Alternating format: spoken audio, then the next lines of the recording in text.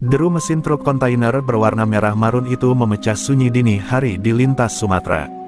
Di balik kemudi, duduk seorang wanita muda dengan wajah dingin dan tatapan lurus ke depan.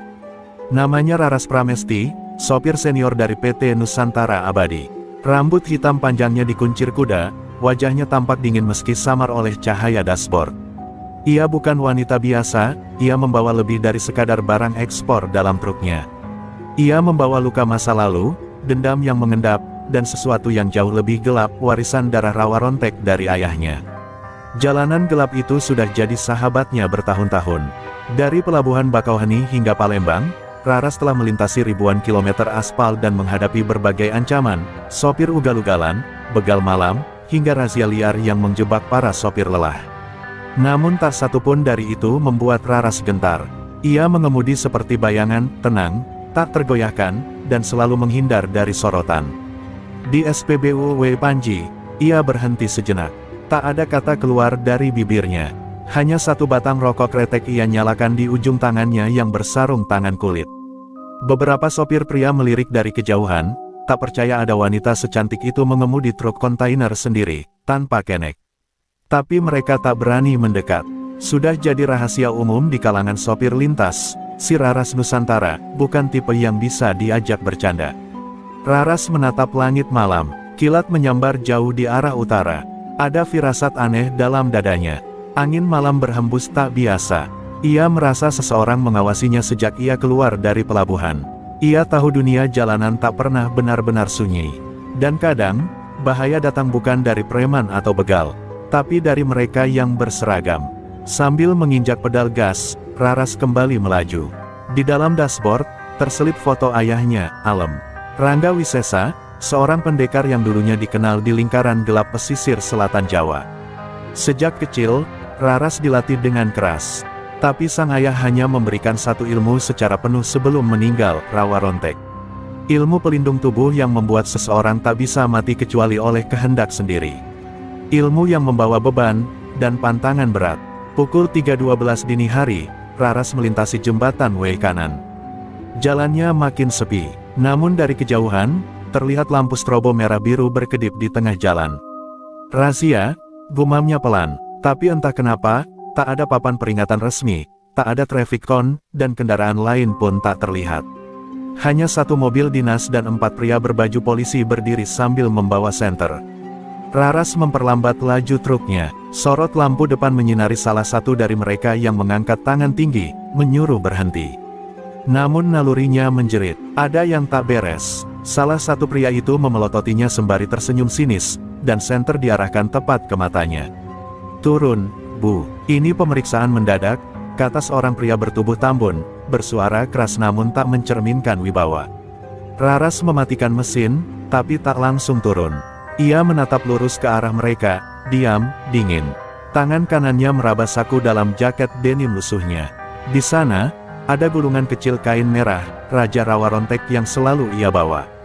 Udara malam tiba-tiba berubah dingin. Para oknum itu belum tahu, malam itu mereka baru saja menghentikan bukan sekadar sopir wanita, tapi warisan terakhir dari garis darah yang tak bisa dibunuh oleh manusia biasa. Dua pria berseragam mendekat ke sisi pintu truk Raras. Yang satu menyeringai sembari menyorotkan senter ke wajahnya, seakan sengaja ingin menyulut emosi. Sendirian aja, Bu, malam-malam begini bawa kontainer segede gitu. Raras tetap tak bicara, tangannya perlahan meremas raja rawa rontek dalam saku. Ia tahu tipe orang seperti ini. Bukan petugas resmi, mereka bukan mencari pelanggaran, tapi peluang. Peluang untuk memalak, atau lebih buruk, melecehkan. STNK dan SIM, cepat. Hardik salah satunya. Raras menyerahkan dokumen dengan gerakan lambat, matanya tetap tajam mengamati. Polisi bertubuh tambun yang tadi bicara kini membaca surat-suratnya sambil nyengir. Wah, ini STNK kayaknya udah mati, iya. Bisa kita bawa ke pos dulu aja, ya. Sambil ngobrol-ngobrol santai. Kalimat itu disambut tawa rekan-rekannya yang berdiri sedikit jauh. Terlihat jelas bahwa malam ini mereka haus kuasa. Raras turun perlahan dari truk. Kakinya menjejak aspal basah dengan gerakan ringan, nyaris tanpa suara. Jaket denimnya melambai diterpa angin malam. Ia berdiri tenang, menatap mereka satu persatu. Sorot matanya dingin, seperti mata kucing hutan yang mengintai mangsa dari semak-semak. "Saya tidak melanggar apapun," katanya pelan, namun tegas. Tapi suaranya justru menambah kesan menggoda bagi mereka. "Sudah, ikut aja Bu, kita selesaikan baik-baik. Atau mau kami periksa isinya? Siapa tahu bawa barang panas, ya kan?" Ucapan itu menjadi batas. Salah satu dari mereka mencoba menyentuh lengan Raras. Namun seketika tubuh pria itu terpental ke belakang seperti ditarik kekuatan tak kasat mata.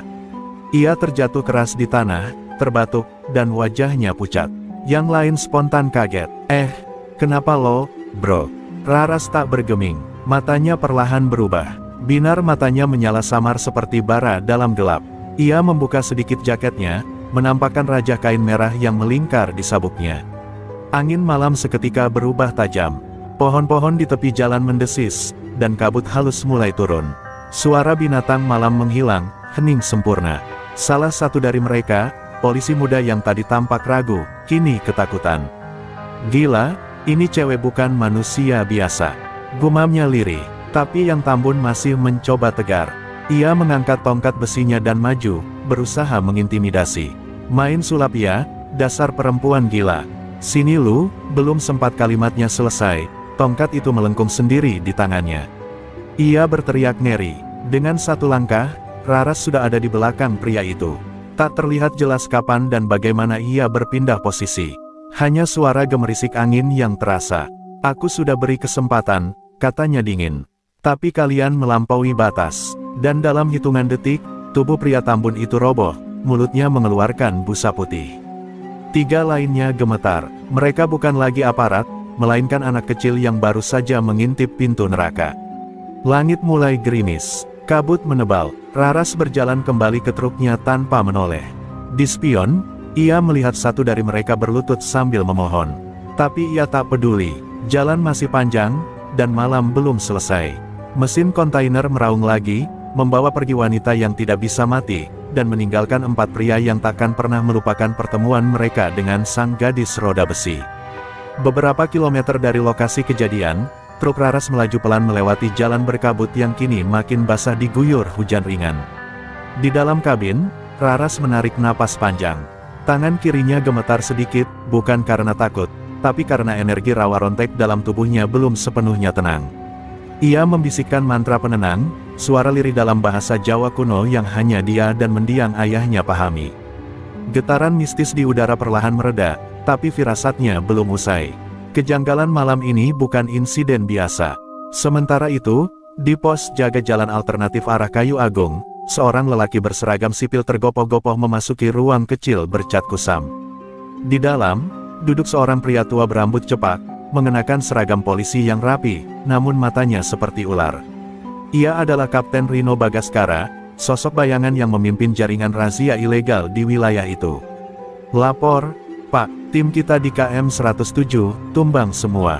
Bukan karena diserang, tapi, seperti kena santet," kata si pelapor dengan wajah pucat. Kapten Rino mengernyit. "Santet, maksudmu, dihajar sama dukun?"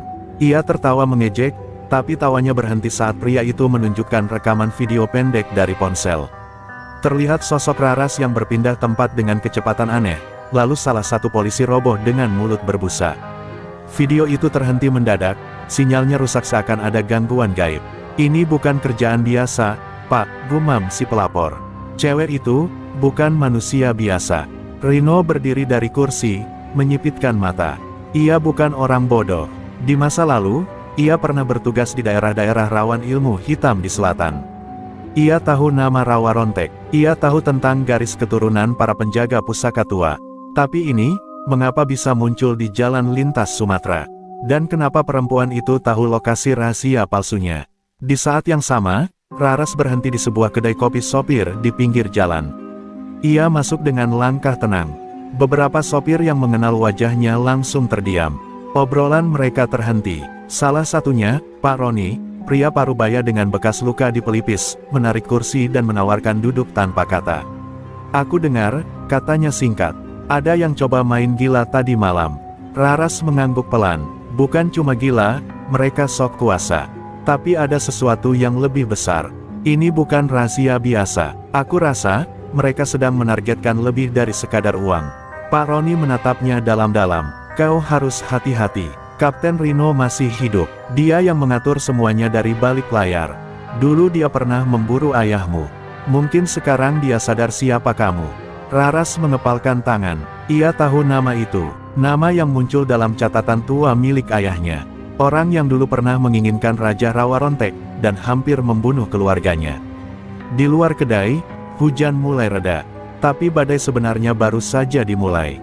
Di jalan-jalan gelap Sumatera, seorang wanita membawa warisan yang tak bisa dibakar, tak bisa dibunuh. Dan di seberangnya, sekelompok pria berseragam bersiap menghadapi mimpi buruk mereka sendiri. Razia palsu malam itu bukan akhir, melainkan awal dari perang jalanan yang dibalut kekuatan gaib dan kebusukan kuasa. Di sebuah ruang sempit penuh layar CCTV dan peta jalan lintas, Kapten Rino menyulut rokok kretek sambil menatap dalam-dalam video dari kamera pengintai tersembunyi. Terlihat wajah Raras di layar, dingin, tak gentar, melangkah ke truknya seperti ratu di tengah medan perang. Anak Wisesa, gumam Rino. Tangan kanannya mengepal. Ia masih ingat betul nama itu. Dulu, ia pernah hampir mati karena ayah gadis itu. Dan kini, putrinya muncul, mengacak-acak jaringannya yang dibangun selama belasan tahun. Di luar pos, beberapa oknum berseragam sedang menerima perintah baru. Target utama, perempuan sopir kontainer bernama Raras Pramesti. Jangan tangkap hidup-hidup, tapi buat dia tunduk, ujar Rino dingin. Ia tak lagi bicara sebagai polisi. Ia bicara sebagai bos jaringan gelap. Siapkan tim bayangan. Kita buat dia paham bahwa jalanan ini milik kita. Sementara itu, Raras kembali menyalakan mesin truknya setelah berpisah dari Pak Roni.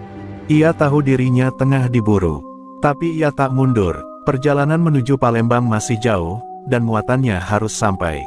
Lebih dari itu, ada sesuatu yang harus ia pastikan. Apakah benar jaringan Rino terlibat dalam pembunuhan mendadak beberapa sopir yang dikenal ayahnya dulu? Semua terasa seperti konspirasi yang selama ini tersembunyi di balik razia-razia fiktif. Menjelang subuh, truk Raras kembali dihentikan. Kali ini oleh mobil patroli resmi, lengkap dengan seragam dan papan pemeriksaan. Tapi mata Raras jeli, papan itu terlalu bersih, mobil terlalu mengilap, dan senyum mereka terlalu licik. Seorang pria bertubuh tinggi menghampiri, mengenakan kacamata hitam meski matahari belum terbit. Maaf, Bu, kami perlu memeriksa muatan. Ini bagian dari protokol pengamanan barang ekspor. Raras menatapnya tanpa ekspresi. Protokol macam apa yang meminta sopir perempuan membuka kontainer sendiri di tengah jalan sepi tanpa saksi? Pria itu menyeringai, melirik rekannya yang berdiri tak jauh dengan tangan di pinggang, dekat senjata. Ya, siapa tahu ada yang diselundupkan, atau ada kerjasama lebih personal. Kami bisa bantu, kalau ibu tahu diri. Ucapan itu menyulut api di dada Raras. Ia turun perlahan dari truk, kali ini tanpa bicara sepatah kata pun. Langkahnya ringan, tapi atmosfer di sekitarnya berubah. Burung-burung yang biasa berkicau di pagi hari menghilang. Kabut tipis kembali muncul entah dari mana. Salah satu oknum mundur perlahan, merasa hawa tak lazim menyergap tubuhnya. Tapi yang tinggi masih berdiri Sok Jago. Saat dia mendekat dan mencoba meraih lengan Raras, tiba-tiba tubuhnya terpental sejauh 5 meter dan membentur tiang pembatas jalan.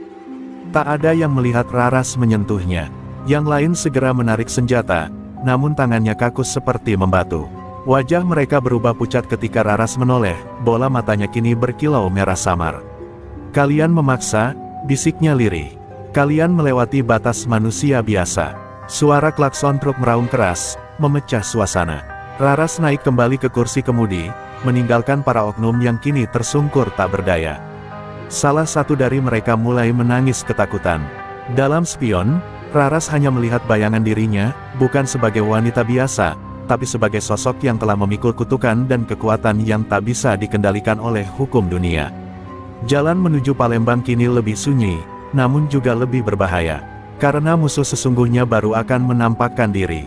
Hujan telah reda, tapi langit belum benar-benar cerah saat Raras memarkirkan truknya di sebuah rest area tua di luar kota Kayu Agung. Tempat itu sepi, seperti dilupakan zaman. Warung-warung kayu setengah rubuh, lampu remang-remang yang berkedip, dan udara pagi yang lembab membuat tempat itu seperti lorong waktu. Ia turun dari kabin, menyandarkan diri sejenak di samping roda depan. Napasnya berat. Ilmu rawa rontek yang ia bangkitkan 2 kali dalam semalam mulai menunjukkan efeknya. Tubuhnya terasa panas dingin, seperti ada 2 dunia yang berebut menguasainya. Dalam diam, Raras membuka jaketnya. Di balik pakaian kerja, tampak kulit di sekitar perut dan dada mulai menghitam samar seperti luka bakar. Tapi itu bukan luka biasa, itu tanda bahwa jiwa rawa rontek sedang aktif. Ia membuka gulungan kain merah dari sabuknya, membentangkannya di lantai semen, dan mulai berdoa dalam bahasa kuno. Matanya terpejam, lalu tiba-tiba terbuka lebar, dan untuk sesaat, pupilnya hilang. Mata Raras kini putih semua, menyala seperti bara basah. Di dalam kesadarannya, Raras memasuki alam batin rawa rontek. Sebuah dunia kelam berisi suara-suara arwah leluhur, jeritan perang, dan mantra-mantra sakti yang bergema tanpa henti. Di tengah kehampaan itu, muncullah sosok bayangan ayahnya, Rangga Wisesa. Kau telah membuka mata rawa rontek, anakku. Tapi setiap mata yang terbuka, membuka juga jalan bagi kegelapan. Suaranya menggetarkan, seolah datang dari ribuan arah. Aku tak punya pilihan, Bapak, ujar Raras lirih. Mereka terus datang, mereka takkan berhenti. Aku harus bertahan. Sosok sang ayah mengangguk perlahan. Tapi ingat, rawa rontek bukan hanya kekebalan. Ia adalah kutukan abadi. Kau hidup, tapi tak benar-benar hidup. Dan jika kau membuka mata ketiga, jalan pulangmu akan lenyap. Mata Raras bergetar. Ia tahu apa yang dimaksud. Ilmu ini memang menjadikan tubuh kebal dari kematian, tapi jiwanya bisa hancur perlahan, terjebak di antara 2 dunia. Tiba-tiba, alam batin itu diguncang. Raras melihat kilatan cahaya merah. Darah, sebuah pertanda bahwa seseorang dari dunia nyata tengah mencoba menyusup masuk ke ranah batin rawa rontek. Itu bukan arwah, tapi manusia hidup dengan ilmu hitam tinggi. Raras terkejut, tapi tidak gentar. Ia membalik tubuhnya dan melihat sosok asing berkain hitam, berkalung tulang, dan bermata gelap. Akhirnya aku menemukanmu, anak Wisesa, gumam pria itu, suaranya berat dan menyayat. Raras berbisik pelan, kau bukan dari dunia ini. Saat kembali sadar, Raras terbangun dengan nafas terengah. Mulutnya berdarah sedikit, dan tanah di bawah rajahnya menghitam seperti hangus. Ia menoleh cepat ke sekitar, tapi tak ada siapa-siapa. Hanya angin yang kini diam, dan udara yang terasa lebih dingin dari biasanya. Tapi ia tahu, seseorang telah mencoba menyentuh jiwanya. Dan itu hanya bisa dilakukan oleh 2 orang, seorang dukun kelas tinggi, atau Kapten Rino yang kini mungkin telah menyatu dengan ilmu terlarang yang lebih tua dari hukum manusia. Dengan tubuh yang masih lemas, Raras berdiri. Ia menghapus darah di bibirnya, menggulung kembali kain merah pusaka itu dan mengencangkan ikatan sabuk. Kalau mereka sudah berani masuk ke ranah ini, katanya pelan, berarti mereka sudah siap mati. Ia melompat kembali ke kabin truk. Mesin meraung keras, dan roda besi itu kembali menelan jalanan. Palembang tinggal beberapa jam lagi. Tapi musuh sejatinya sudah menunggunya, bukan dengan peluru, tapi dengan kutukan dan niat pembunuhan dari dunia gaib. Langit Palembang mulai diselimuti mendung ketika Raras melintasi gerbang tol Kramasan. Udara terasa berat, bukan karena cuaca, tapi karena tekanan gaib yang mengikutinya sejak ia terbangun dari dunia rawa rontek tadi pagi. Matanya masih merah samar, seperti bara yang tak padam. Tak seorang pun menyadari bahwa di balik kemudi truk kontainer itu, duduk seorang wanita yang tengah diincar bukan hanya oleh manusia, tapi juga oleh kekuatan hitam yang haus jiwa. Raras merasakan langkah-langkah tak kasat mata di atas truknya. Ia tak melihat apapun di spion, tapi nalurinya tahu, mereka sudah mulai mendekat. 3 makhluk bayangan, pemanggilan dari dunia kelam, hasil ritual Kapten Rino semalam. Tubuh mereka tak punya wujud nyata, hanya kabut pekat dan suara dengusan berat yang menggema seperti napas dari dalam batu nisan. Tujuan mereka satu, menarik jiwa Raras keluar dari tubuhnya sebelum ia mencapai kota. Dengan sigap, Raras menginjak rem darurat, membuat truk berhenti mendadak di bahu jalan yang sepi. Ia turun perlahan, membuka laci rahasia di belakang tangki bahan bakar, dan mengeluarkan pisau kuno bersarung kulit kerbau. Di atas gagangnya terukir mantra warisan leluhur, pisau tapak wesi. Senjata ini tak bisa melukai manusia biasa, tapi bisa memotong tali roh dan mengusir bayangan yang tak punya bayangan sendiri. Keluar kalian, jangan sembunyi di balik kabut. Teriak Raras lantang ke udara kosong. Seketika, 3 sosok hitam muncul dari balik kabut. Tak berbentuk jelas, hanya seperti jelmaan rasa takut dan dendam. Salah satunya mendesis, "Putri Wisesa, menyerahlah, tubuhmu bukan milikmu lagi." Tapi Raras hanya tersenyum miring. Ia tak asing dengan ancaman seperti ini. Tanpa aba-aba, salah satu bayangan melompat ke arahnya, cepat seperti petir. Tapi dalam sekejap, tubuh Raras bergerak dengan kecepatan yang mustahil.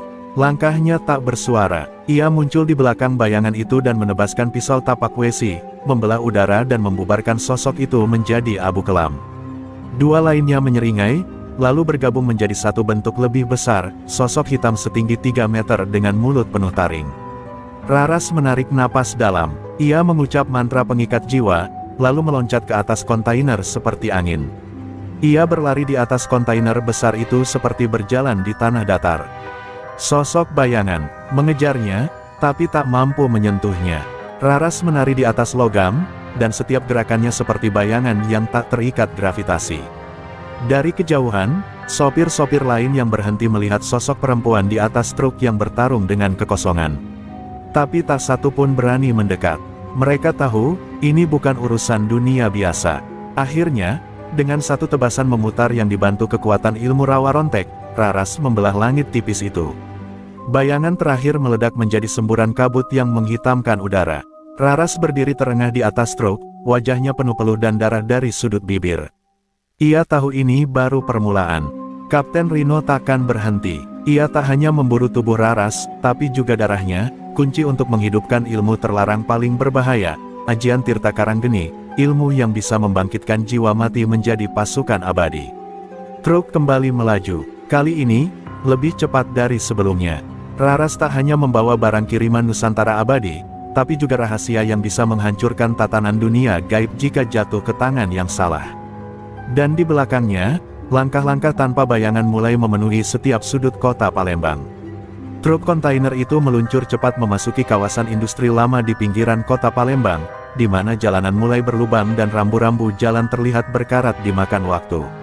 Raras menepi di depan gudang tua yang dijadikan tempat transit logistik Nusantara abadi. Tapi hari itu, tak ada aktivitas seperti biasa. Gudang tampak kosong, sepi, dan terasa asing. Ia melirik ke sekitar, lampu jalan mati, tak ada suara kendaraan lain, dan udara terasa lebih berat, seperti dilapisi oleh kabut gaib yang tak bisa dilihat dengan mata biasa. Tiba-tiba, langkah kaki berdentum dari dalam gudang. 5 sosok pria berseragam hitam muncul dari balik pintu besar yang terbuka perlahan. Di tengah mereka, berdiri Kapten Rino dengan wajah penuh kebencian. "Selamat datang, Raras," katanya dingin. "Kau bawa rawa rontekmu sejauh ini hanya untuk menyerah di pelukanku." Raras turun dari truk, berdiri tegak. "Kau bukan polisi, kau bukan manusia, kau hanya bayang-bayang yang haus kekuasaan," jawabnya tenang, namun setiap kata seperti panah. Rino tertawa pelan. "Ayahmu dulu gagal karena terlalu percaya pada kehormatan. Kau akan gagal karena terlalu percaya pada kemarahan." Dengan satu gerakan tangan, keempat anak buahnya menyerang serempak. Tapi Raras sudah membuka sabuk kain merahnya. Ia lempar ke udara, dan raja itu melayang lalu melilit di tubuhnya seperti api merah menyala. Suara gaib bergema dari tubuhnya, seperti nyanyian perang dari zaman purba. Satu demi satu, pria-pria itu terpental sebelum menyentuh tubuh Raras. Ia bergerak cepat, lebih cepat dari sebelumnya. Setiap gerakannya seperti badai yang tidak bisa disentuh. Salah satu dari mereka menembakkan pistol, tapi pelurunya hanya menembus udara kosong. Tubuh Raras seperti membelah ruang. Ia telah memasuki bentuk sejati rawa rontek, satu tingkat di bawah keabadian, di mana tubuh tidak lagi terikat waktu dan ruang. Kapten Rino maju, memanggil kekuatan dari Ajian Tirta Karanggeni yang ia curi dari kitab hitam leluhur. Dari tanah muncul api berwarna hitam membentuk lingkaran pelindung. "Kita sama, Raras," teriaknya. "Darah kita sama hitamnya." Tapi Raras tak bergeming. Ia melompat, menerjang dinding api hitam itu dengan tubuhnya yang menyala merah. Ledakan gaib terjadi di tengah gudang, menghancurkan atap dan melemparkan serpihan logam ke segala arah. Dari debu dan kobaran api, muncul Raras dengan tubuh berdarah, namun matanya lebih tajam dari sebelumnya. Ia berdiri tepat di depan Rino, dan untuk pertama kalinya, pria itu mundur satu langkah. "Kau ingin rawa rontek? Ambil," bisik Raras, lalu menanamkan kedua telapak tangannya ke dada Rino. Suara jeritan menggema, bukan hanya dari mulut Rino, tapi dari dimensi lain yang seakan terbelah. Ia tak bisa bergerak, ilmu hitamnya ditelan oleh kekuatan yang lebih tua dari segala mantra. Tubuh Rino mencair, perlahan, menjadi debu hitam yang terserap oleh tanah. 4 anak buahnya roboh tak sadarkan diri. Langit bergemuruh, lalu hujan turun deras, seolah menutup ritual gaib yang baru saja terjadi. Raras terduduk di tanah, tubuhnya melemah, bibirnya pecah. Tapi matanya masih terbuka. Ia tak mati, karena rawa rontek tak mengizinkannya mati. Di kejauhan, suara klakson truk mulai terdengar lagi. Sopir-sopir yang dulu pernah diselamatkan Raras mulai berdatangan, entah bagaimana mereka tahu. Salah satu dari mereka membungkuk memberi hormat. "Kami tahu siapa kamu, Mbak Raras. Kamu bukan cuma penjaga jalan. Kamu penjaga marwah para sopir yang ditindas." Raras menatap mereka, lalu menatap langit. Hari itu, darah rawa rontek menandai jalanan Sumatera dengan kemarahan yang tak akan dilupakan siapapun. Di tengah malam yang dingin, setelah pertempuran brutal di gudang tua itu berakhir, Raras duduk bersandar di sisi truk kontainernya. Hujan telah reda, tapi bekas pertarungan masih membekas di tanah, jejak kaki terbakar, pilar yang hancur, dan sisa-sisa debu hitam bekas tubuh Kapten Rino. Para sopir yang datang perlahan membubarkan diri. Mereka tahu, perempuan itu butuh sendiri. Bukan karena lelah semata, tapi karena luka yang tak kasat mata telah menganga kembali. Raras menggenggam Raja Rawa Rontek yang kini basah oleh darah dan hujan. Matanya menatap kosong ke langit yang menggantung kelabu. Di benaknya, wajah ayahnya muncul kembali, Rangga Wisesa, pendekar terakhir dari garis pelindung pusaka Jawa, lelaki keras kepala yang mendidiknya dengan tangan besi, namun penuh cinta. "Kau bukan perempuan biasa, Raras," begitu katanya suatu malam di tepi pantai selatan. "Kau terlahir bukan untuk tunduk, tapi untuk menjaga. Bahkan jika itu berarti menjadi musuh semua dunia." Raras masih kecil saat ayahnya mulai mengajarinya dasar-dasar rawa rontek. Bukan dalam bentuk ilmu jurus atau kekebalan, tapi dalam bentuk disiplin, menahan lapar, menahan emosi, menahan keinginan untuk membalas. Sebab, kata ayahnya, rawa rontek bukan hanya ilmu hidup kembali. Ia adalah ujian bagi jiwa. Siapapun yang menguasainya, akan hidup selamanya, tapi kehilangan perlahan apa artinya menjadi manusia. Saat Raras berumur 17, ayahnya diburu oleh sejumlah orang berseragam, bukan karena kejahatan, tapi karena mereka menginginkan ilmunya. Malam itu, rumah mereka dibakar. Sang ibu tewas dalam kobaran api, dan ayahnya terluka parah. Sebelum hembusan napas terakhir, Rangga memindahkan inti Raja Rawa Rontek ke tubuh putrinya. "Jangan gunakan ini kecuali dunia sudah terlalu busuk untuk dilawan dengan cara biasa," bisiknya, sebelum tubuhnya menghilang dalam nyala api dan debu. Sejak saat itu, Raras hidup berpindah-pindah. Ia belajar menyetir truk dari pamannya di Lampung, menyamar sebagai sopir biasa, menghindari dunia persilatan dan nama besar keluarganya. Tapi tiap malam, dalam tidur, suara-suara arwah leluhur memanggilnya. Mereka tidak ingin rawa rontek disembunyikan. Mereka ingin kekuatan itu menjaga jalan dari ketidakadilan, dari premanisme berseragam, dari mereka yang menindas tanpa takut dibalas.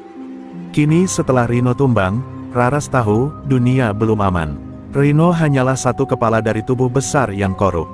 Dan di luar sana, ada yang lebih berbahaya, mereka yang tahu ilmu itu masih hidup dan ingin merebutnya dengan segala cara. Ia menggenggam erat pisau tapak besi, lalu memandang pantulan wajahnya di spion truk. "Aku bukan Raras biasa lagi," gumamnya lirih. "Aku anak terakhir Rawa Rontek, dan aku tidak akan mundur." Tiba-tiba, derit rem mobil terdengar dari kejauhan. Sebuah mobil hitam tanpa plat berhenti di ujung jalan. Dari dalamnya keluar seorang pria berjas hitam dengan mata sipit dan senyum samar. Ia mengangkat tangan, tak menampakkan senjata, tapi aura tubuhnya membuat bulu kuduk Raras berdiri. "Permisi, Nona Pramesti, boleh bicara sebentar," katanya ramah. Tapi naluri Raras berteriak keras. Lelaki ini bukan orang biasa. Dan malam itu, ia merasa, asal-usul rawa rontek baru saja mengundang tamu dari dunia yang lebih gelap lagi. Malam terasa makin sunyi saat pria berjas hitam itu berjalan mendekat, langkahnya pelan namun pasti, seperti seseorang yang tak pernah terburu-buru karena tahu dunia akan tunduk padanya. Raras berdiri, tubuhnya masih lemah, tapi matanya tak menunjukkan gentar. Ia tahu, orang yang berdiri di depannya bukan sembarang musuh. Pria itu tersenyum tipis, lalu membuka jaketnya dan menunjukkan kalung berbentuk trisula yang menggantung di dadanya, simbol perguruan Bayang 9, sekte kuno yang dikabarkan telah punah. "Namaku Arwana," ucapnya lirih. "Aku tidak datang untuk bertarung." "Belum, tapi aku melihat apa yang kau lakukan pada Rino. Itu membangunkan yang lama tertidur." Raras mengerutkan dahi. Nama itu, Bayang 9, pernah disebut ayahnya saat mengajar. Mereka adalah penjaga dan pemburu ilmu terlarang. Jika sekte itu bangkit, maka dunia ilmu gaib dan dunia nyata akan kembali beradu, dan darah akan mengalir di antara keduanya. Arwana melangkah lebih dekat, lalu meletakkan sebuah map coklat di atas kap truk Raras. Di dalamnya ada data, lokasi markas mereka yang tersisa, dan juga nama seseorang yang selama ini kau kira sudah mati. Suara itu menusuk batin Raras. Ia membuka map itu, dan jantungnya hampir berhenti. Sebuah foto tua terpampang jelas, wajah ayahnya, Rangga Wisesa, tapi dengan tanggal pemotretan yang tertera 3 bulan lalu. Ia terdiam, tidak percaya. "Rawarontek tidak membunuh, hanya memisahkan jiwa dan raga sementara," ujar Arwana tanpa ditanya. "Ayahmu bukan mati, dia ditahan. Dijadikan percobaan, dan jika kau tidak bergerak sekarang, dia akan dihabisi saat gerhana bulan minggu depan." Suasana menjadi dingin. Raras gemetar, campuran antara kemarahan, harapan, dan ketakutan membuncah dalam dadanya. "Mengapa kau bantu aku?" tanyanya akhirnya. Pria itu menghela napas panjang. Karena dunia ini butuh penjaga, bukan penguasa. Sebelum Raras sempat bertanya lebih jauh, Arwana sudah berbalik, masuk ke mobil hitamnya, dan menghilang ke dalam kabut malam. Raras berdiri terpaku, hatinya kacau. Jika ayahnya benar-benar masih hidup, maka semua yang ia jalani selama ini hanya separuh dari takdirnya. Ia bukan hanya pewaris ilmu Rawarontek, tapi anak dari sang penjaga terakhir yang belum benar-benar gugur.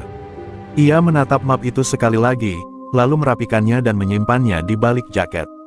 Ia melangkah ke dalam truk, menghidupkan mesin, dan untuk pertama kalinya dalam hidupnya, ia merasa seperti sedang mengejar masa depan sekaligus masa lalu yang belum selesai. Jalanan di depannya gelap, tapi kini ia tahu, kegelapan itu bisa diterobos, karena di dalam dirinya, ada cahaya merah menyala dari ilmu yang tak pernah padam. Saat truk melaju menembus malam, sebuah kamera pengawas di sudut jalan merekam semua pergerakan itu. Di balik layar monitor ratusan kilometer dari sana, seorang wanita tua berjubah merah tersenyum tipis. "Akhirnya kau bergerak, anak Rawarontek," bisiknya. Di belakangnya, 9 bayangan berdiri diam, menunggu perintah. Perburuan besar telah dimulai, dan Raras, sang saksi diam dari kejatuhan masa lalu, akan menjadi kunci perang antara dunia lama dan dunia baru. Langit Jakarta dipenuhi mendung merah kehitaman sore itu. Awan seolah bergerak tak wajar, menggulung seperti pusaran neraka. Raras menginjak pedal truknya dalam-dalam, berusaha menembus. Lalu lintas padat. Di dadanya, map dari Arwana terasa makin berat, seolah setiap kilometer mendekatkannya pada kebenaran yang akan mengubah segalanya. 3 hari lagi gerhana bulan terjadi. Dan di balik gerhana itu, jika benar, ayahnya akan dieksekusi dalam ritual kuno oleh Bayang 9. Ia menepi di kawasan industri Cibitung, tempat yang ditandai dalam map sebagai salah satu markas tersembunyi. Dari luar, gedung itu seperti pabrik cat tua yang sudah mati. Tapi Raras tahu, tempat-tempat seperti inilah yang digunakan organisasi gelap untuk bersembunyi, di antara debu, karat, dan kelalaian hukum. Ia turun dengan hati-hati, menyelipkan pisau tapak besi ke balik pinggang. Langkahnya mantap, tapi dalam hati, ada rasa nyeri yang tak bisa ia tolak. Semakin ia mendekati inti konflik, semakin keras Rawarontek berbisik dalam dirinya. Begitu memasuki lorong pabrik, hawa dingin menyambutnya. Lampu-lampu neon berkedip tak sempurna, dan bau darah tua bercampur formalin menusuk hidung. Di salah satu ruangan, ia menemukan sesuatu yang membuat dadanya sesak. Sejumlah foto para sopir kontainer, termasuk dirinya, terpasang di papan kaca dengan label "Target". Di sudut ruangan, ada kursi besi dengan bekas ikatan, dan lantai yang masih basah oleh darah segar. Seseorang baru saja disiksa di sini. Raras mengepalkan tinjunya. Ini bukan lagi tentang dirinya, ini perang terhadap semua yang tak bersuara. Tiba-tiba, langkah kaki terdengar dari atas. Raras menengadah, dan 4 pria berseragam polisi turun dari tangga baja sambil mengacungkan senjata. Salah satu dari mereka, yang bertubuh besar dan memakai pangkat kompol, tersenyum sinis. Cantik juga aslinya, sayang harus kita kirim ke neraka. Raras tak menjawab, matanya berubah merah menyala, napasnya membakar dada. Rawa Rontek tak butuh aba-aba. Dalam sekejap, tubuh Raras melesat seperti bayangan, menghindari peluru dan mematahkan lengan pertama hanya dengan satu sentakan lutut. Perkelahian brutal pecah di ruang sempit itu. Daging bertabrakan dengan besi. Jeritan menggema seperti doa putus asa. Salah satu polisi sempat menekan tombol darurat, membangkitkan sirine merah dan mengunci seluruh gedung. Tapi mereka tak tahu, tak ada kunci yang bisa menahan murka seorang perempuan yang disiksa bertahun-tahun dalam diam. Dalam waktu 3 menit, keempat tubuh berseragam itu tergeletak tak berdaya, bukan mati, tapi seluruh tulangnya patah tanpa menyentuh kulit. Sebuah bentuk balas dendam dari ilmu yang membenci darah namun mencintai rasa takut. Di balik dinding besi ganda, Raras akhirnya menemukan apa yang ia cari, ruang data. Komputer tua dengan server terhubung ke jaringan pusat. Dengan bantuan flash disk dari Arwana, ia membuka data rahasia Bayang 9 yang menyusup ke tubuh kepolisian. Dan di sana, foto-foto ritual, nama-nama pengkhianat berbaju dinas, bahkan jadwal lengkap pengorbanan gerhana. Tapi satu foto membuatnya membeku, wajah Arwana. Ia ada dalam daftar petinggi Bayang 9. Raras terguncang. Jika Arwana berbohong, maka ini semua jebakan. Ia mengambil semua data, lalu menghancurkan sistem dengan api dari botol molotov yang ia siapkan. Gedung itu mulai terbakar, tapi di luar, seseorang sudah menunggunya, bukan musuh, bukan teman. Seorang anak kecil, berdiri di tengah hujan api, menatapnya dengan mata hitam pekat. Anak itu berbisik, suaranya seperti gema dari dunia lain. Kalau kau ingin menyelamatkan ayahmu, kau harus siap kehilangan dirimu. Dan sebelum Raras sempat bertanya, anak itu menghilang dalam kobaran api. Malam itu, Raras duduk di dalam truk kontainernya yang berhenti di pelataran pelabuhan Tanjung Priok. Angin laut membawa aroma asin dan debu solar, namun tak ada yang lebih menusuk daripada kenyataan yang baru saja ia temukan. Wajah Arwana, wanita yang selama ini membimbingnya, memberi petunjuk, bahkan menyelamatkannya dari penangkapan, tersimpan dalam folder rahasia Bayang 9, bertanda Inner Circle. Raras menggigit bibirnya sendiri. Hatinya menolak percaya, tapi fakta itu terpampang jelas di depan mata. Dunia yang ia kenal runtuh perlahan. Telepon satelit di dashboard tiba-tiba berdering. Raras menatap layar, Arwana. Untuk sesaat ia ragu, tapi jemarinya bergerak sendiri. Raras, kau harus keluar dari pelabuhan. Sekarang, mereka mencium langkahmu. Aku baru saja dapat informasi dari dalam, ujar suara Arwana dari seberang, terdengar tegas seperti biasa. Tapi kali ini, bagi Raras, nada itu berubah menjadi selubung yang penuh kepalsuan. Siapa kau sebenarnya? Tanya Raras dingin. Keheningan sejenak. Itu bukan pertanyaan yang bisa kujawab di telepon. 3 mobil patroli melintas tak jauh dari tempatnya parkir. Bayangan-bayangan berseragam gelap menuruni kendaraan, menyebar seperti anjing pemburu. Raras tak punya waktu untuk ragu. Ia menyalakan mesin, menarik tuas transmisi, dan melesat keluar dari pelabuhan dengan kecepatan penuh. Di belakang, suara tembakan mulai terdengar, menghantam kontainernya. Tapi ia tak peduli, ia harus bertemu Arwana, ia harus tahu kebenaran, sebelum kegelapan sepenuhnya menelannya.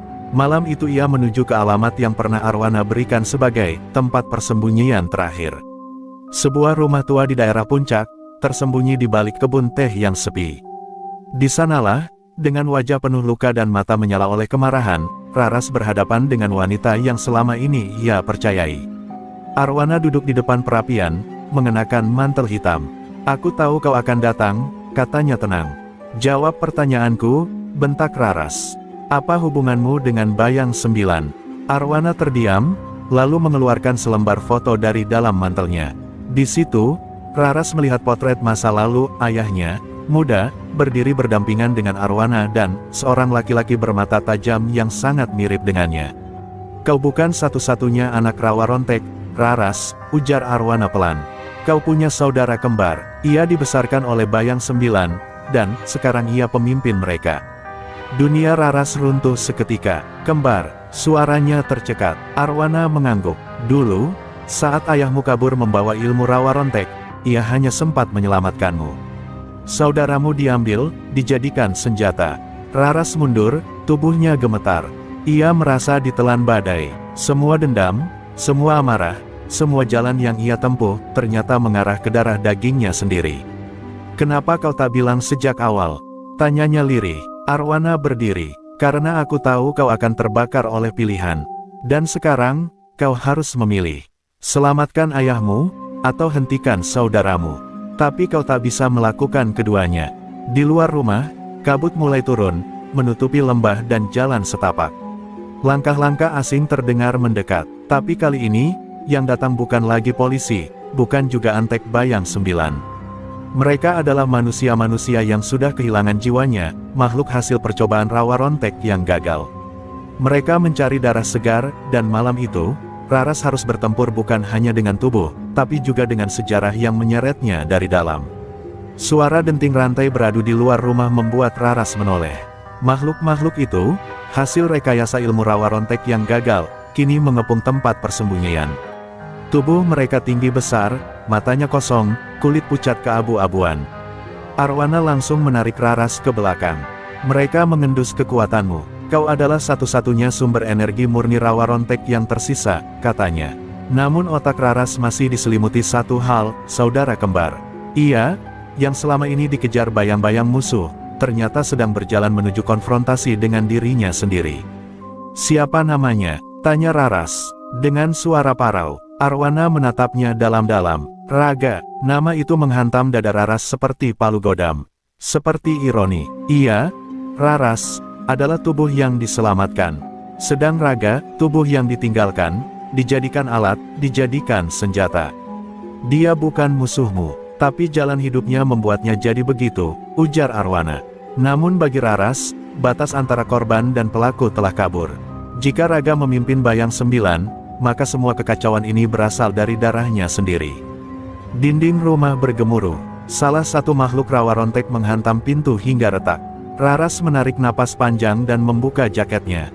Di tubuhnya tergurat tulisan kuno, aksara dari kitab rawa rontek yang diwariskan langsung oleh ayahnya. Ia menatap Arwana. "Kau sembunyikan terlalu banyak dariku. Tapi sekarang aku tahu satu hal, ini bukan lagi soal aku, atau ayahku.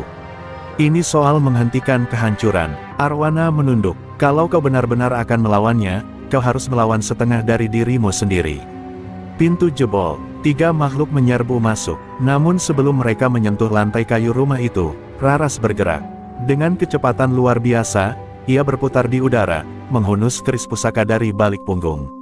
Sebilah cahaya merah darah menyala dari keris itu. Satu tebasan, dan kepala makhluk pertama lepas. Yang lain menggeliat, tapi segera dilumpuhkan oleh pukulan telapak tangan Raras yang bergetar energi ajian. Arwana hanya menatap, dalam diam, bangga sekaligus takut. Raras kini tak lagi anak yang ia bimbing. Ia adalah kekuatan yang tak bisa dihentikan. Namun, setelah pertarungan usai, tubuh Raras limbung. "Kau belum sempurna," gumam Arwana, menangkapnya sebelum jatuh. Ilmu rawa rontek butuh keseimbangan antara dua unsur, raga dan rasa. Selama hatimu masih diliputi amarah, kau takkan pernah bisa mengendalikan ajian itu tanpa membakar dirimu sendiri. Raras menggertakkan giginya. "Lalu di mana aku bisa belajar mengendalikannya sepenuhnya?" Arwana terdiam, lalu menjawab dengan suara pelan, "Dari dia yang dulu mengajarkan Raga, guru rawa rontek terakhir di Nusantara. Ia tinggal di dasar hutan Gunung Salak." Malam itu, mereka meninggalkan rumah tua. Di kejauhan, dari balik kabut, sebuah drone kecil mengamati gerak mereka. Di layar monitor di markas Bayang 9, seorang pria duduk menatapnya tajam. Wajahnya mirip Raras, hanya saja lebih dingin, lebih tua beberapa tahun, dan dipenuhi luka-luka bekas tempur. Di dadanya tergantung kalung dengan liontin bergambar pusaran rawa rontek. "Akhirnya kau muncul, saudari kecilku," bisiknya pelan. "Mari kita lihat siapa yang lebih layak menyandang warisan ini." Dan di dalam hatinya, Raga merasakan sesuatu yang tak pernah ia akui selama ini, kerinduan. Tapi juga ketakutan, karena jika darah mereka memang satu, maka satu-satunya musuh yang tak bisa ia kalahkan, adalah dirinya sendiri dalam wujud perempuan yang bernama Raras. Kabut tipis menggantung di lereng Gunung Salak, menelusup hingga ke tulang. Raras melangkah pelan, menapaki jalan setapak yang nyaris tertutup lumut dan akar-akar tua. Di belakangnya, Arwana membawa buntalan kecil berisi bekal dan keris cadangan. Kau yakin dia masih hidup? Tanya Raras tanpa menoleh. Arwana hanya mengangguk. Ia tak bisa mati, sama sepertimu. Tapi ia memilih menghilang dari dunia, karena kecewa pada muridnya yang dulu, Raga. Kalimat itu menggantung di udara seperti kutukan. Mereka tiba di sebuah pintu batu setengah tertanam tanah, dikelilingi pohon-pohon besar yang berusia ratusan tahun. Ukiran rawa rontek menghiasi sisinya, terlihat hidup, seperti bisa bergerak jika disentuh. Raras mendekat, menempelkan telapak tangannya. Seketika, sebuah suara berat menggema dari dalam. Darah siapa yang kau bawa kemari? Raras menjawab tanpa gentar, darah yang sama dengan muridmu yang gagal. Tapi aku datang bukan untuk balas dendam. Aku datang agar tak menjadi musuh bagi diriku sendiri. Pintu batu itu bergeser perlahan, mengungkap lorong gelap menuju ruang dalam yang diterangi obor alami dari batu menyala. Di sana, duduk bersila seorang lelaki tua berambut putih panjang, wajahnya penuh bekas luka, tapi sorot matanya tenang seperti samudera. Ia adalah Kiswabawa, satu-satunya penjaga ajaran rawa rontek murni. Kau bukan pertama yang datang kemari dengan luka, tapi mungkin kaulah yang terakhir, ucapnya lirih. Raras menunduk hormat. Aku tak ingin hanya kuat. Aku ingin mengerti mengapa kekuatan ini diciptakan. Kiswabawa menghela napas panjang, lalu mengangkat tangannya. Dalam sekejap, tubuh Raras terangkat dan dilemparkan ke dinding gua. Maka mari kita buktikan, apakah kau memang datang untuk memahami, atau sekadar ingin menguasai. Ujian dimulai. Raras tak diberi waktu berpikir. Serangan demi serangan ilusi menghantam pikirannya, kenangan masa kecil, kematian ayahnya, teriakan para sopir kontainer yang jadi korban, bahkan bayangan Raga berdiri dengan darah menetes dari kerisnya. Semua itu menyayat pikirannya lebih tajam dari luka fisik. Di tengah pusaran ilusi, Raras berteriak, "Aku bukan dia, aku bukan Raga." Tapi semakin keras ia menyangkal, semakin nyata rasa sakitnya. Kiswabawa berkata dari kejauhan, "Rawa rontek tak bisa dibohongi. Ia adalah cermin. Jika kau membenci saudaramu, maka kau membenci dirimu sendiri." Air mata mengalir dari mata Raras. Di titik itu, ia tak lagi melawan. Ia menerima bahwa darah mereka satu, bahwa takdir mereka mungkin ditulis dari tinta yang sama. Dan saat ia membuka mata, semua ilusi lenyap. Tubuh Raras basah kuyup oleh peluh. Napasnya memburu, namun sorot matanya berubah. Tidak lagi hanya tajam dan penuh amarah, tapi dalam, penuh pengertian. Kiswabawa tersenyum untuk pertama kalinya. "Sekarang kau siap." Ia menyerahkan gulungan kain kuno kepada Raras. Ini adalah inti rawa rontek, tapi hanya bisa diaktifkan saat hati dan raga sepenuhnya selaras. Kau tak boleh membunuh Raga, kecuali jika dia sudah bukan manusia lagi. Raras menggenggam gulungan itu. Kalau begitu, aku akan bertemu dengannya, sebagai saudaranya. Di luar gua, malam menyambut mereka dengan angin dingin dan bulan merah yang menggantung rendah. Arwana menatap Raras dengan mata sedikit berkaca. "Kau berubah," katanya. Raras menjawab, "Aku harus." Namun jauh di dalam hatinya, ia tahu, pertemuan berikutnya dengan Raga bukan hanya soal siapa yang kuat, tapi soal siapa yang mampu memaafkan, atau dihancurkan oleh bayangannya sendiri. Di pinggiran pelabuhan tua, tempat truk kontainer Nusantara abadi dulu biasa parkir menunggu muatan, senja meneteskan cahaya merah darah ke aspal basah. Raras berdiri diam di antara bangkai peti kemas berkarat, tubuhnya tak bergerak, tapi matanya liar menyapu bayangan-bayangan yang menari di dinding logam. Ia tahu, seseorang menunggunya di sana.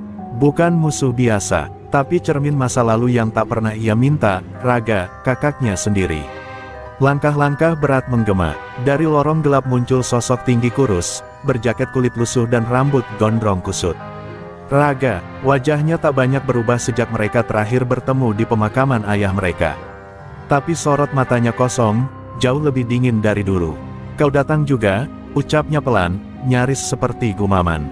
Raras tak menjawab, hanya memandangi wajah kakaknya yang dulu ia kagumi, dan kini, ia tak tahu apakah ia harus membencinya, atau meratapi kehancurannya. "Kau pikir dengan datang dari gunung dan membawa ajaran guru tua itu, kau bisa mengubah apapun?" Raga tertawa pendek, getir. "Dunia ini busuk, Dik. Dan rawa rontek bukan untuk menyelamatkan dunia, tapi untuk menguasainya." Raras melangkah maju, satu langkah saja. "Kalau kau benar, kenapa hatimu masih gemetar saat melihatku?" Raga menegang. Kalimat itu seperti palu memukul dadanya. Di balik kekuatan rawa rontek yang ia miliki, ternyata masih ada ketakutan menghadapi satu-satunya orang yang tahu siapa dirinya sebenarnya. Pertarungan tak bisa dihindari. Peti kemas berguncang saat gelombang energi dari dua tubuh abadi itu saling bertubrukan. Raga menyerang lebih dulu, cepat dan brutal, seperti binatang terluka. Tapi Raras menangkis setiap pukulan dengan ketenangan yang ia pelajari dari Kiswabawa. Ini bukan sekadar duel kekuatan, ini ujian jiwa. Tiap serangan dari Raga seperti menyayat kenangan, suara ibu mereka, tawa masa kecil, malam-malam lapar di garasi tempat mereka dibesarkan. "Kenapa kau tak melawan balik?" teriak Raga, marah karena merasa diabaikan.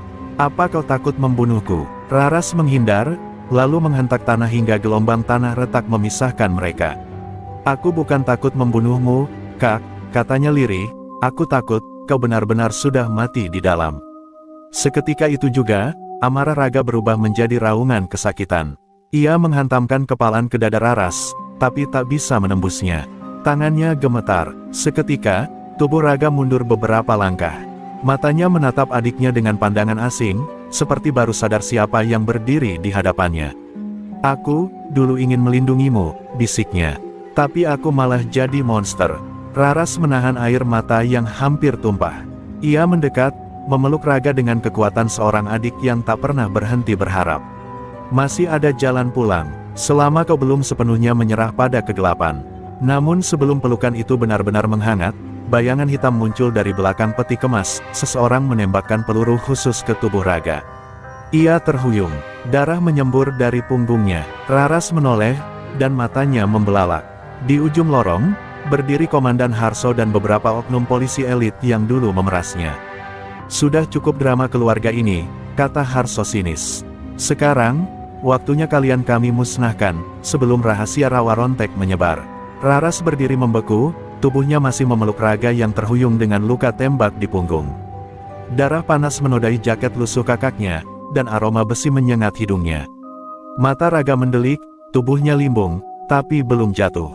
Ilmu rawa rontek menjaga jiwanya tetap melekat pada Raga, namun rasa sakitnya nyata. Terlalu nyata. Raras mendongak dengan sorot mata membara ke arah Komandan Harso yang kini berjalan mendekat bersama 3 polisi berpakaian preman dengan senjata khusus di tangan mereka. "Tak kusangka kau masih hidup setelah 2 kali kami coba habisi," ucap Harso sinis, menodongkan senjatanya ke arah Raras. "Kami diberi tugas untuk menghapus jejak ilmu terkutuk itu, dan ternyata pemilik terakhirnya malah sopir kontainer yang terlalu banyak ikut campur." Raras menggertakkan gigi, hatinya tak sekadar marah, ia remuk. Pengkhianatan Harso tak hanya soal kekuasaan, tapi juga soal sejarah yang coba dihapus oleh tangan-tangan kotor yang mengaku penegak hukum. "Siapa yang mengirim kalian?" bentak Raras. Harso hanya tersenyum. "Pemerintah butuh kestabilan. Ilmu rawa rontek terlalu berbahaya jika jatuh ke tangan orang yang tidak tunduk. Dan kau, Raras, terlalu bebas untuk dikendalikan." Saat itu juga, Raga bangkit perlahan, walau tubuhnya gemetar. "Harso, kau murid ayah kita dulu," desisnya lirih. Harso membeku sesaat, lalu mendengus. "Benar, dan aku muak dengan ajarannya yang sok luhur. Kekekalan bukan untuk disia-siakan demi jadi penjaga moral. Ilmu itu seharusnya jadi alat kekuasaan." Dari balik puing dan bayangan, 2 anak buah Harso menembakkan peluru energi spiritual.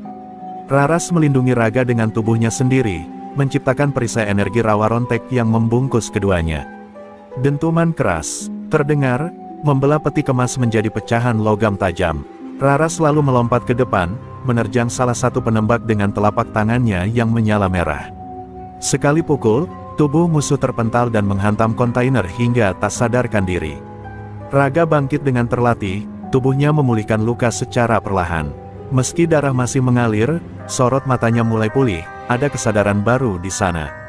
"Raras, kali ini aku akan membantumu." Mereka berdiri berdampingan untuk pertama kalinya setelah bertahun-tahun menjadi bayangan satu sama lain. 2 jiwa rawa rontek bersatu, bukan dalam amarah, tapi dalam tekad yang sama, menuntaskan warisan yang telah dicemari oleh orang-orang seperti Harso. Harso menarik pisau keramat berlapis logam suci, satu-satunya senjata yang konon bisa merusak struktur rawa rontek secara permanen. "Jika kalian mati di tangan senjata ini, tak akan ada kebangkitan lagi, katanya tenang. Tak ada abadi bagi pengkhianat. Raras dan Raga saling melirik. Tak satu pun dari mereka gentar. Raras menjawab dengan suara dingin, kami tidak mencari keabadian. Kami hanya menolak dikubur oleh kebohongan. Dengan raungan dahsyat, ketiga polisi tersisa menyerbu. Udara retak oleh benturan energi.